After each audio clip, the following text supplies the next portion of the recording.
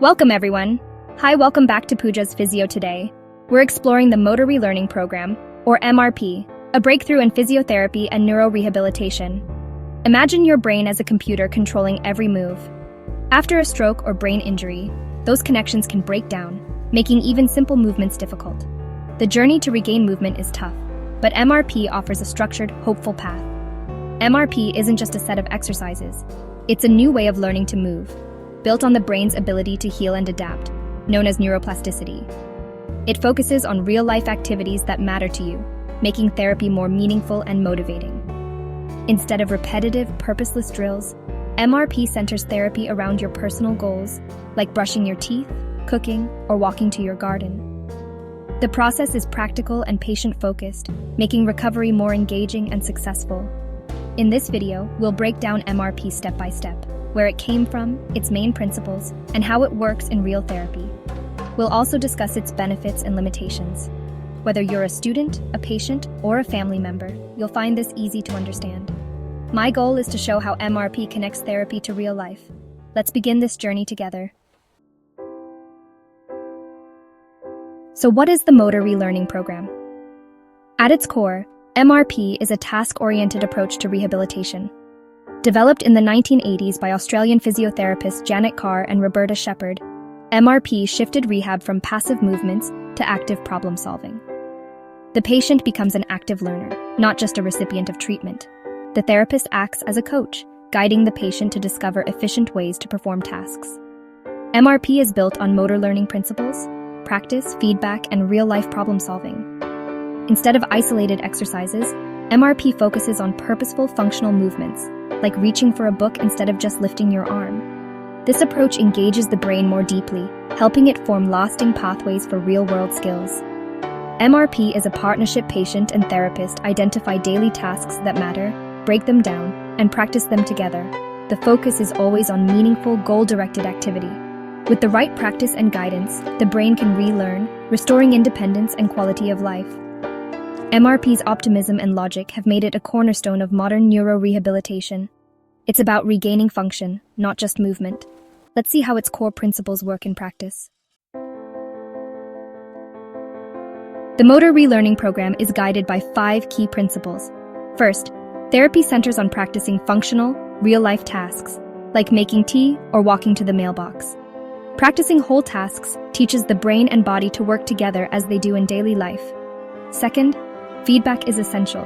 It comes from your own body, intrinsic, and from outside sources like therapists or mirrors, extrinsic. Feedback helps you adjust and refine your movements, guiding you toward efficient patterns. Third, MRP aims to minimize abnormal or compensatory movements that can develop after injury.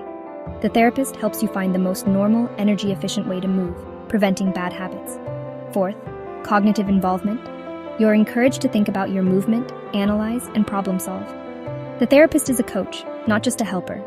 Fifth, environmental relevance practice happens in settings similar to real life, making skills easier to transfer home.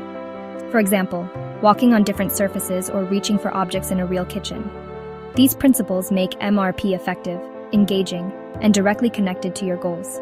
They ensure therapy is practical, motivating, and tailored to each person. With these foundations, MRP turns rehabilitation into a journey of real-world recovery. Now, let's see how tasks are broken down for learning. MRP follows a 4-step process, starting with task analysis. The therapist and patient work together to break down a movement, like standing up from a chair, into its components. The therapist observes not just if the task is done, but how each part is performed. They compare the patient's movement to typical patterns, spotting what's holding them back. For example, maybe the patient isn't leaning forward enough or is overusing one arm. This detective work pinpoints exactly what needs improvement. The process is collaborative. The therapist explains observations and asks the patient for their perspective. This builds awareness and helps the patient focus on specific challenges. By identifying the missing ingredients, the therapist can design targeted practice. Task analysis ensures every practice session is purposeful and efficient. Next, we move to focused practice and feedback. After analyzing the task, MRP moves to practicing the missing components and then the whole task. First, the patient practices the specific part they struggle with. like leaning forward before standing up. The therapist uses cues, mirrors, or hands-on guidance to help the patient master this component. Focused repetition helps the brain learn the movement. Next, the patient practices the entire task, consciously integrating the improved component. The therapist provides feedback, verbal, visual, or tactile, to refine the movement. This cycle of targeted practice and feedback is repeated, making each attempt smoother and more efficient. Active practice is key. The patient thinks, problem solves, and self-corrects. Over time, the therapist reduces support, encouraging independence. This process builds both skill and confidence. It's not about mindless repetition, it's about learning to move well. Now let's see how these skills transfer to real life. The final step is transference of training, making sure skills learned in therapy work in real life. The therapist varies practice conditions, different chairs, surfaces, or adding tasks like holding a cup. This prepares the patient for real-world variability and challenges. Therapy may move from the clinic to busier or outdoor settings. For walking, practice might include different surfaces, obstacles, or crowds. The goal is for new movement patterns to become automatic habits.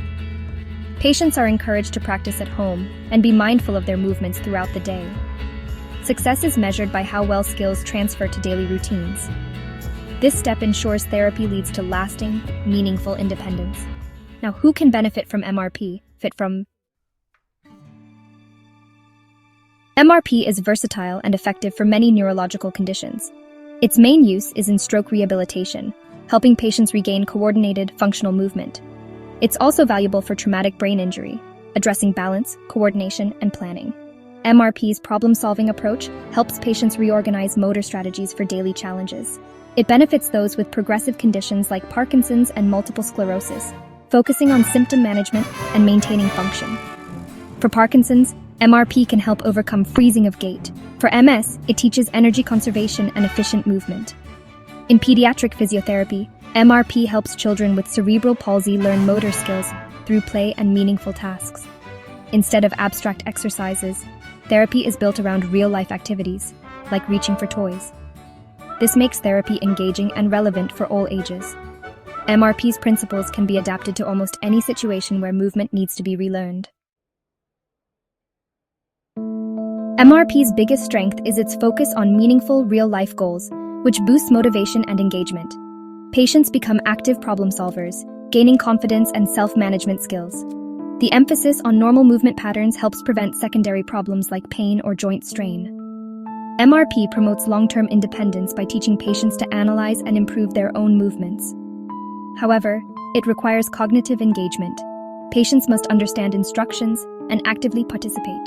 This makes MRP less suitable for those with severe cognitive impairments or language difficulties. The approach also demands skilled creative therapists with deep knowledge of biomechanics and motor learning. Setting up realistic therapy environments can be challenging and resource-intensive. While the principles are straightforward, high-quality implementation requires expertise. MRP isn't a one-size-fits-all solution, but its benefits are significant for many. Understanding its strengths and limitations helps tailor therapy to each individual.